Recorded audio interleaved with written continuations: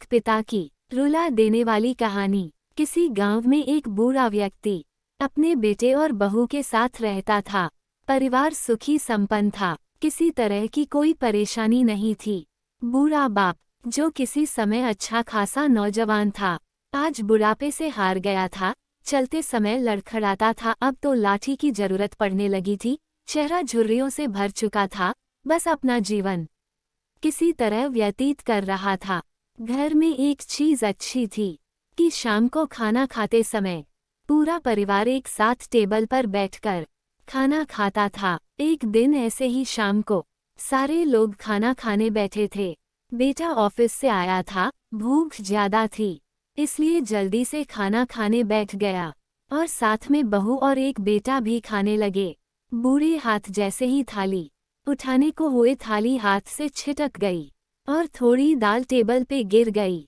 बहू बेटे ने घृणा दृष्टि से पिता की ओर देखा और फिर से अपना खाना खाने में लग गए। बूढ़े पिता ने जैसे ही अपने हिलते हाथों से खाना खाना शुरू किया, तो खाना कभी कपड़ों पे गिरता तो कभी जमीन पर। बहू ने चिढ़ते हुए कहा, हे राम, कितनी गंदी तरह से खाते हैं, मन करता है इनकी थाली किसी अलग कोने में लगवा देते हैं। बेटे ने भी ऐसे सिर हिलाया जैसे पत्नी की बात से सहमत हो। नन्हा पोता ये सब मासूमियत से देख रहा था।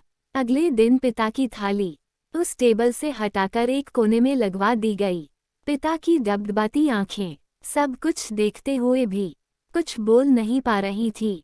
बूढ़ा पिता रोज की तरह खाना खाने लगा। खाना कभी इधर गिरता कभी उधर। छोटा बच्चा पोता अपना खाना छोड़कर लगातार अपने दादा की तरफ देख रहा था। माँ ने पूछा, क्या हुआ बेटे, तुम दादाजी की तरफ क्या देख रहे हो और खाना क्यों नहीं खा रहे? बच्चा बड़ी मासूमियत से बोला, माँ, मैं सीख रहा हूँ कि वृद्धों के साथ कैसा व्यवहार करना चाहिए।